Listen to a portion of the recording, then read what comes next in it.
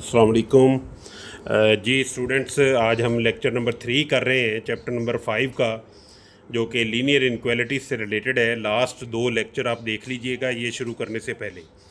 आज मैं फोकस करूँगा सिर्फ़ और सिर्फ इसकी डेफिनेशनों पर, जो कि पेपर में आ सकती हैं। एक बात और याद रखिए, इस चैप्टर में से तकरीबन 7 से 8 नंबर का पेपर आना, और आपकी ये सेकंड ईयर की बुक में सबसे इजी चैप्टर है, सबसे इजी चैप्टर। यानी आप सिर्फ एक सवाल कर लें, आपके पूरा चैप्टर हो जाता है। 7 से 8 नंबर का पेपर हल हो जाता है, और इसमें से लाजमी आना है सवाल, याद रखिएगा।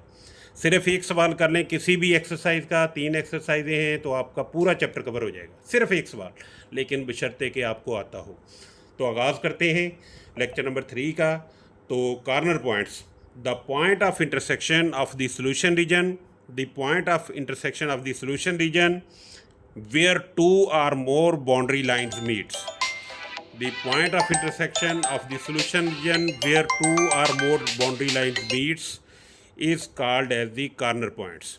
जहाँ पे दो या दो से ज़्यादा बाउंड्री लाइनें मिलें उनको क्या कहते हैं? Corner points. तो आपके पास ये एक बाउंड्री लाइन है, जो लास्ट टाइम मैंने बताया था ग्राफ कैसे बनाते हैं, एक्स इंटरसेप्ट और वाई इंटरसेप्ट लेकर, और दूसरी बाउंड्री लाइन ये है। ठीक है, जहाँ पे ये मिलेंगी वहाँ पे कॉर्नर बनेगा, लेकिन ऑफ द सॉल्यूशन रीजन, ये साथ में याद रखिएगा। इससे बाहर भी हो सकता है कहीं पे मिलती हो, लेकिन वो कॉर्नर पॉइंट नहीं होगा। ये मैंने सॉल्यूशन रीजन डार्क शेड की है, ये आप शेड करेंगे। शेड करने के बाद देखेंगे इसके कितने कोने हैं, 1 2 3 और 4। ये कॉर्नर पॉइंट्स हैं, क्योंकि ये सॉल्यूशन रीजन है, डार्क शेडेड एरिया, ये मैंने लिखा भी हुआ है। ठीक है, तो ये तो आपके पास ओरिजिन है, ये भी आपके पास होगा। ये एक्स इंटरसेप्ट है लाइन 1 का, ये भी आप निकाल लेंगे। ये वाई इंटरसेप्ट है किसका? लाइन 2 का, ये भी आप निकाल लेंगे। लेकिन ये पॉइंट सी जो है, ये ना एक्स इंटरसेप्ट है ना वाई इंटरसेप्ट। इसको कैसे निकालेंगे? जिन जिन लाइनों के ऊपर ये लाई करता है ना, उसको सॉल्व कर लेंगे। ये लाइन 1 है, ये लाइन 2 है, इसके ऊपर ये सॉल्व लाई करता है, जैसे आप पार्ट 1 में करते आए थे, दो इक्वेशनों को हल करना। वैसे ही इससे रिलेटेड आप जो इनक्वालिटी 1 और 2 से रिलेटेड आपकी बाउंड्री लाइंस होंगी, एसोसिएटेड इक्वेशन होंगी, उनको सॉल्व करेंगे। यानी उन लाइंस को आप सॉल्व करेंगे जिनके ऊपर ये लाई करता है। जैसे आप फर्स्ट ईयर में एक्स और वाई वाली इक्वेशनें हल करते थे, जो एक्स और वाई की वैल्यूज़ आएंगी वो एक पॉइंट बना देंगी। ठीक है, अब ये आपके पास देखें, ये लाइन 1 है, ये लाइन 2 है, हमने उसके ग्राफ बना लिया एक्स इंटरसेप्ट और वाई इंटरसेप्ट लेकर। तो इसको शेड कर लिया हमने कि ये इसका सोल्यूशन रीजन है। तो इसके कॉर्नर आपको नज़र आ रहे हैं 1 2 3 और 4। तो इसके 4 कॉर्नर पॉइंट्स हैं।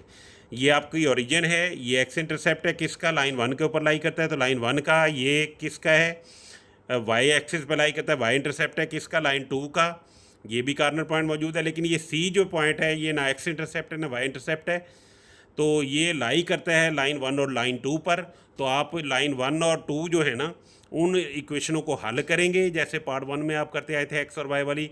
जो एक्स और वाई की वैल्यूज़ आएंगी वो आपको पॉइंट बना देंगी, ये कॉर्नर पॉइंट आ जाएगा। तो कॉर्नर पॉइंट की डेफिनेशन क्या हुई? The point of intersection of the solution region where 2 और मोर बाउंड्री लाइन मीट। जहाँ पे 2 या 2 से ज़्यादा लाइनें मिलें, वो एक कॉर्नर बना देती हैं ऑफ द सॉल्यूशन रीजन। जैसे कोना होता है, कोना तभी बनता है जब 2 लाइनें मिलती हैं। ठीक है, उसके बाद है फीजिबल रीजन, ये आपके पेपर में 2 नंबर की आएगी भी। द सॉल्यूशन रीजन, इसको याद रखिएगा। तो सॉल्यूशन रीजन, फीजिबल रीजन क्या होता है? सॉल्यूशन रीजन होता है lying in the first quadrant. इसकी सिर्फ डेफिनेशन ये है कि ऐसा सॉल्यूशन रीजन जो फर्स्ट क्वाड्रेंट में लाई करे, उसे कहते हैं फीजिबल रीजन। और क्योंकि ये सेट ऑफ पॉइंट्स होते हैं, सारे सॉल्यूशन रीजन के पॉइंट्स इन्फिनिट मैनी पॉइंट, इन्हें हम काउंट नहीं कर सकते कितने हैं। फीजिबल रीजन का हर पॉइंट जो है वो कहलाता है फीजिबल सॉल्यूशन। क्या?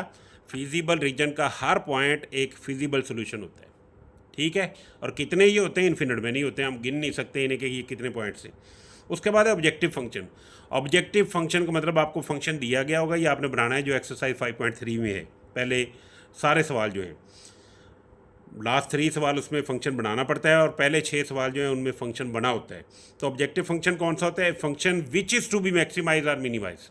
एक ऐसा फंक्शन जिसे मैक्सिमाइज या मिनिमाइज किया जाए, उसे क्या कहते हैं? Objective function. याद रखें कि फंक्शन को मैक्सिमाइज या मिनिमाइज कॉर्नर पॉइंट पर किया जाता है। इसका मतलब है सबसे पहले आपने कॉर्नर पॉइंट मालूम करने सॉल्यूशन रीजन के बाद। जब कॉर्नर पॉइंट आ जाएं, उन पर फंक्शन की वैल्यू मालूम करनी है।